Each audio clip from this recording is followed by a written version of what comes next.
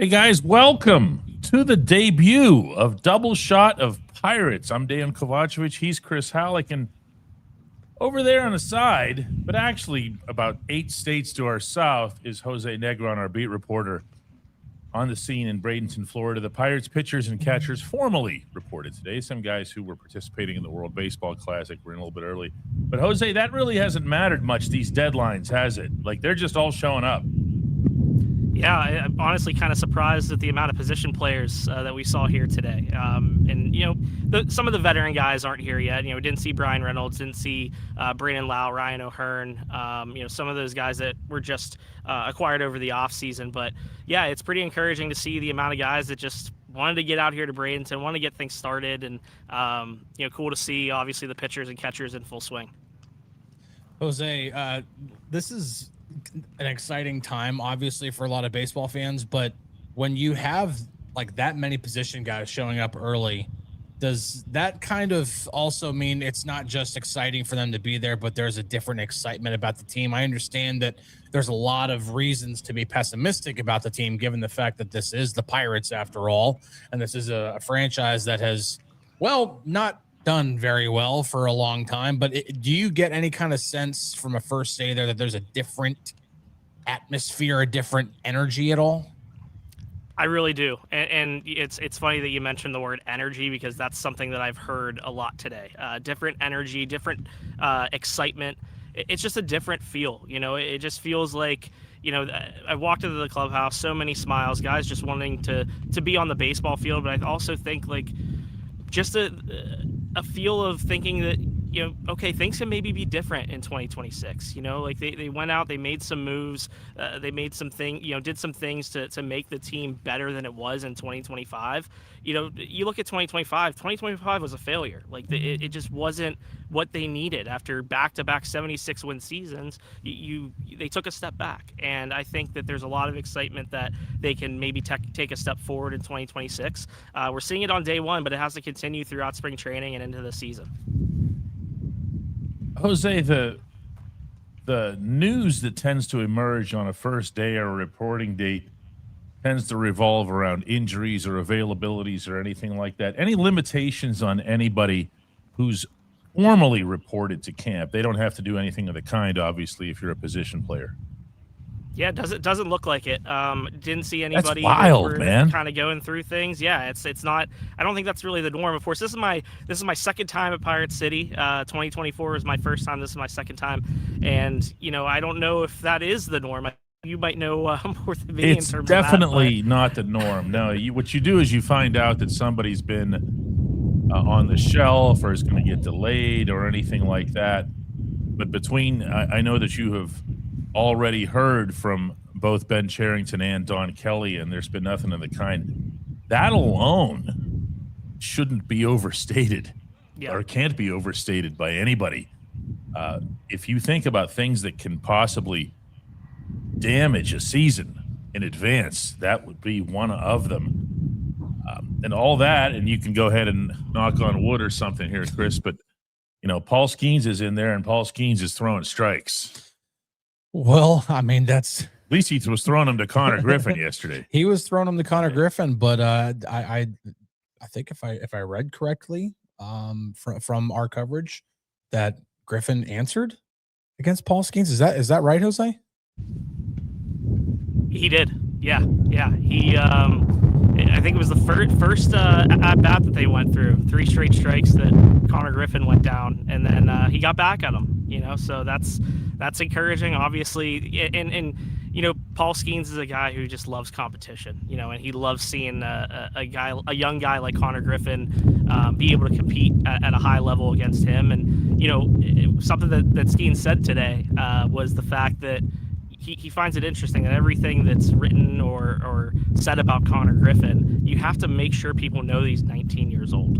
Like, he's doing things that usual 19-year-olds don't do, and pretty special to see, you know, what I can't remember what Skenes said when he faced Ohtani, you know, good on good, you know, something like that. Like, you know, that's what you're getting when you see Paul Skenes go up against Connor Griffin. Wish we could have saw it. That happened a couple of days ago before media access, but still really cool to see those two going head to head. First time that they had ever done it. So pretty encouraging to see.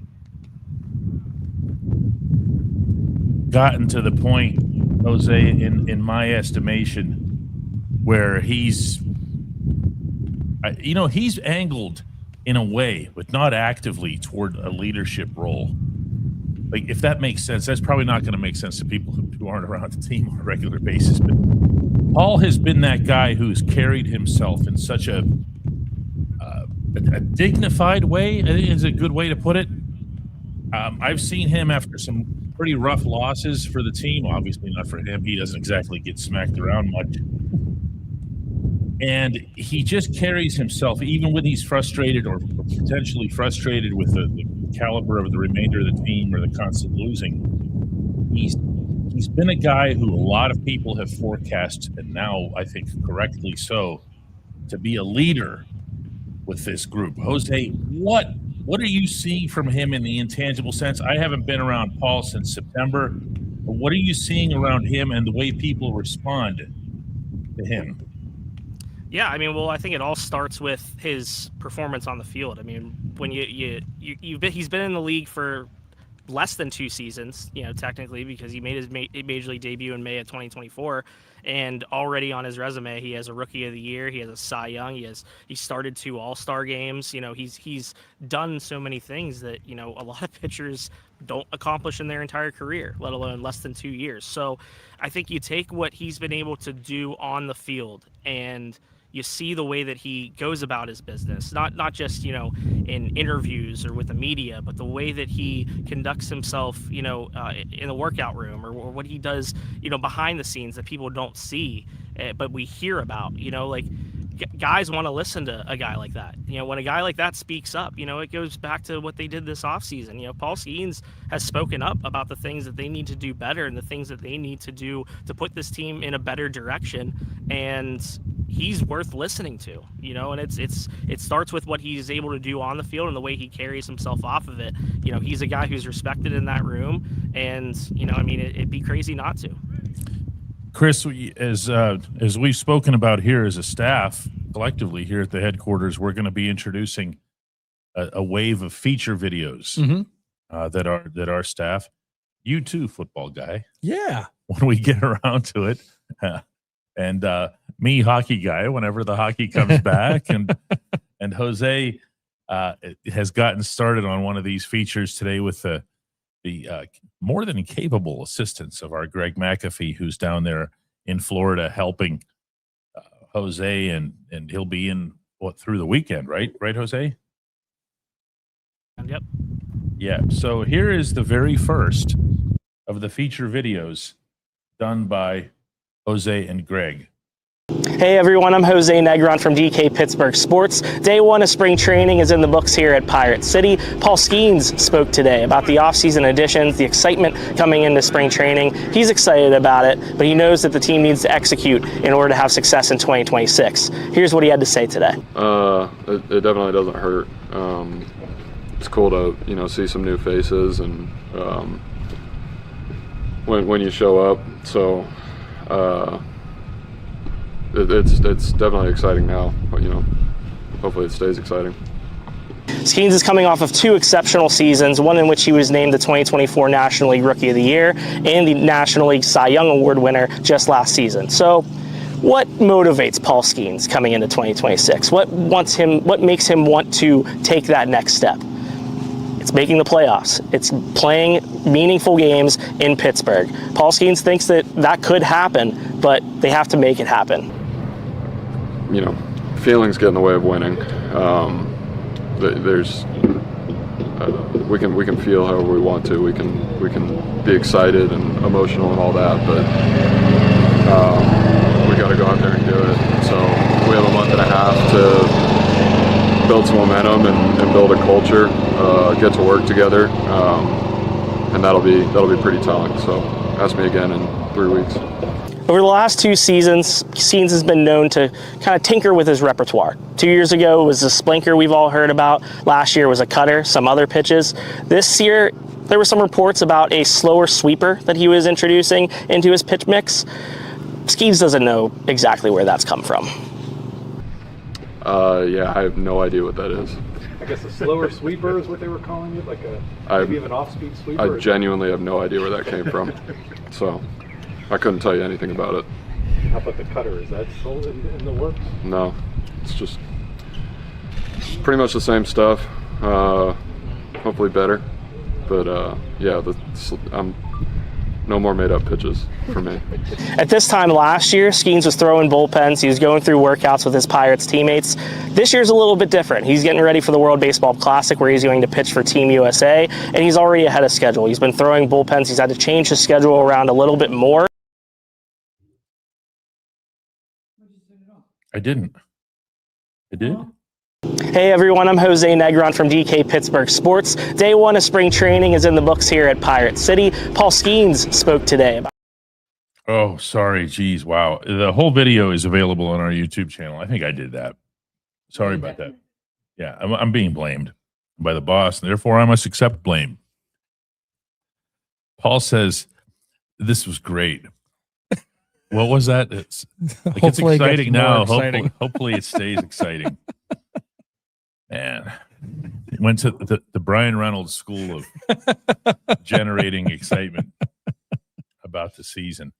I hear him though, and I hear somebody who is taken very seriously, and I see that in the clubhouse.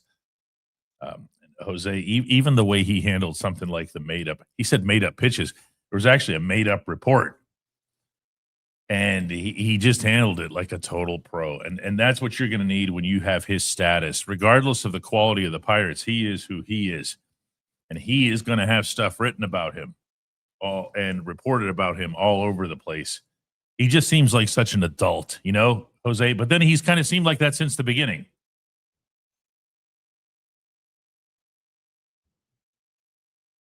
Can't hear Jose. Can you hear me now? Sorry. Yeah, there you are. Okay. Yeah, no, he's mature beyond his age. You know, he's a guy who just gets it. And you know, you think about even, you know, when he talks about this team being capable of making the playoffs, he understands like, okay, yeah, the pieces are here. We got some guys that can help us maybe take a step forward compared to last year, but we got to go make it happen. You know, it's one thing to have the guys on the roster. It's one thing to have, you know, talent around you. But at the end of the day, you got to go win baseball games. And that has to start with spring training when you're, you know, gearing up for those opportunities. And it comes down to the season in terms of executing and making it happen.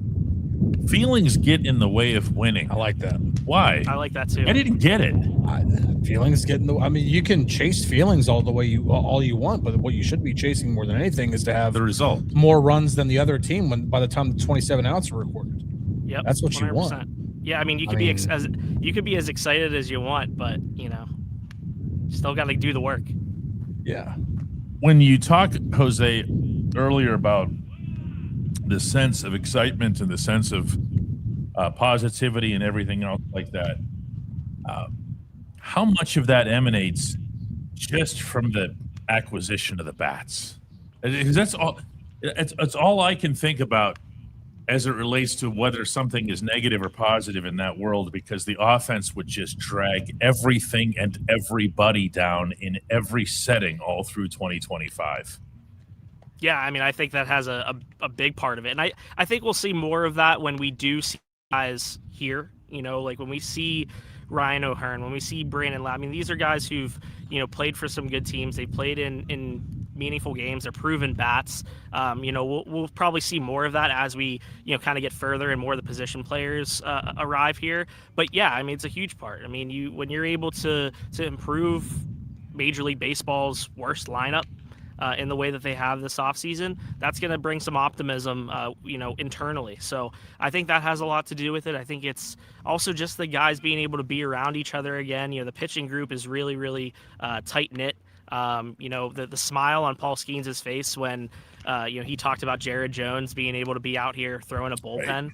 like that means a lot. Those two are really, really close, and I mean the pitching group as a whole. So I think all of it really all comes together, and it's just a matter of making sure this continues. This is day one, but you want to make sure that this continues throughout the month of February, March, and into the season. Chris will remember that Andy Weidel, the assistant general manager of the Steelers, spoke. Hear me out on this one, okay? Spoke about the need for the team, the Steelers, to roll into an NFL stadium and feel good about their team as they got off the bus. Right. Now, his reference was to size, brawn, and the offensive line guys. I'm picturing the Pirates pulling into Citi Field. Might as well go with the very first series. Yeah. March 26th in Flushing. They go in there, and they know that they're rolling out Skenes, Mitch Keller, and I guess third would be Chandler. Bubba Chandler. Yeah, Bubba Chandler goes third, right? Probably, I mean, unless there's some kind of matchup stuff or they end up wanting to move things around to see who gets the home opener, blah, blah, blah. However, no matter what you've got in your lineup, no matter what the Mets have in their lineup, and by the way, they took some hits this offseason. I don't think anybody foresaw coming. No matter what, you're feeling good coming off the bus, are you not? I mean, yeah. I mean, look, when you look at the lineup now, when you look at the additions of O'Hearn and Lau and Marcelo Zuna, and it's not the most potent lineup in all of baseball. You can look at several. I'm not even counting the Dodgers; they're in their own league. But if only, yeah. But I mean, there are several. You could point to a lot of other lineups and be like, okay, yeah. But you at least look at this lineup and compare it. Put it in tandem with what they have on the mound, both in the rotation and what they've built up in the bullpen. And you're like, that's a team that can at least be making some noise, not be counted out in September. That can be in the mix at least. And that's not even counting like if they're in a good spot come July, anything they could possibly do at the trade deadline to bolster it. Jose, ultimately, this team is going to need not just the external additions that has everybody all excited and everything. The math doesn't math on that. You still need Reynolds. You still need, heaven help us, O'Neal Cruz. Oh, okay. No, but you do. You need one out of the four catchers who can't hit to hit. Right. Yeah, I think internal improvement is maybe more important than the external addition. Offensively, it absolutely is. Yeah. I mean, you look at what you look at what guys like O'Neal Cruz and Brian Reynolds are capable of, and it's way more than what they showed in 2025. And they'll be the first to admit that, But there needs to be Reynolds certainly will. Yes, and there needs to be that internal improvement. There needs to be some steps taken by a guy like Henry Davis from the offensive, from an offensive perspective. That's. I think that's more important than, I think at this point, what you're going to get from the guys that you acquired over the offseason. That's why you acquired them, but those guys have come in here, and I think that they've added to a line that obviously we know how just awful it was last year. And it's a lineup that now I feel like complements the pitching staff a little bit better. And you look at this lineup and you kind of say, okay, maybe it's still a little bit more fear in an opposing pitcher than it did a year ago. And, and I'm not saying that this is like going to be one of Major League Baseball's best lineups. But then again, how many times last year did we say this offense didn't even need to be that much better in order to win more games in 2025 because of how good the pitching staff was? So I think the offense, the lineup needs to be able to, complement the pitching staff, and perhaps better things can happen in 2026, but time will tell. Each of us has one more question for you, Jose, before we're done today. Mine, and going along with our live chat here, Matthew Bunk brings this up as well. He said he was surprised that they brought Jacob Stallings in. Stallings, in addition to being the son of a basketball coach, a pretty prominent one at times, including being Pitt's coach, Jacob has always had that coaching / instructoring / mentoring personality about him. he became just a self-propelled defensive catcher. That was supposed to be his flaw, and then he was supposed to not be able to hit, and then he put it all together, and that's when he got traded to the Marlins. It was not a great day for the Pirates when that happened. I'm pleasantly surprised to hear that he's there as well. What happened there, Jose? How did it come about? Yeah, so going back to what you just said, does that kind of remind you anyway of someone who improved defensively and then got better offensively? Sure. Man. Well, no, I'm saying in terms of what we could see from. I was going to say Henry Davis hasn't gotten better offensively just yet, to say the least. Just what maybe could happen that Jacob Stallings was successful in saying that, maybe he could be a lending hand to Henry Davis making that happen. But yeah, this is something that Don Kelly really kind of lit up whenever I mentioned that to him today. What a great personality Stallings is. Yeah, great guy to bring into the group, and obviously the success that he's had speaks for itself. I mean, a 10-year career, 6 years with the Pirates, Gold Glove Award winner in 2021. I mean, even what he was able to do that final year in Pittsburgh. I mean, 112 games, 335 on base percentage. He drove in over 50 runs. He was a productive hitter as well, and he became that. It wasn't something that he was just naturally a all-star hitter or anything like that, but he became a pretty solid offensive contributor in addition to being a really good defensive catcher. So being able to bring him in, having him be a part of the baseball operations department, having him he's going to be around the catchers. I mean, he was working with Endy Rodriguez today. It was really cool to be able to see that, and he's going to be floating around spring training, and he's around during the regular season too. So I think he's going to be a big asset. Last question for me, Jose. You mentioned Jared Jones. Where is he at in his recovery? Is he getting close to being able to actually be ready to take the mound in an actual regular season game, or is that still? Will he be ready by opening day? Pretty much, that's the question. I'd put doubt on that. I mean, I think he's still on track to the normal timeline of maybe looking at May, June. I mean, he's making pretty good progress, and I don't really know if his progress has been expedited, if he's maybe ahead of schedule, but I mean he threw a bullpen today. I don't know in terms of velocity where he was at, but that's kind of been the key. At Pirate Fest he talked about I'm just trying to ramp up velocity. I think at that point he was maybe I don't know if that was his second bullpen that he threw right before Pirates Fest, but he was on about 2 bullpens a week at that point. So he's starting to get up there. He looked good today for where he's at.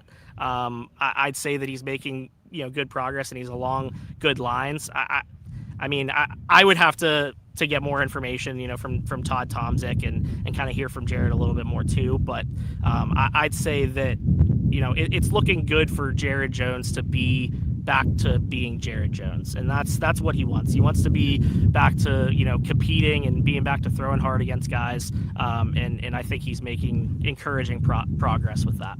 The one thing that you want if you're Jared Jones and the Pirates is what you don't want is to have a recurrence of what happened with Johan Oviedo last spring. Johan came into spring training, and on this very day, reporting date for pitchers, he was standing right about 20 feet away from where Jose is right now, and I was talking to Johan, and he was really ready to go, and he's and then what ends up happening is there's a setback for him. It puts him back a couple of months. He eventually did, to his credit, make it back out to the mound.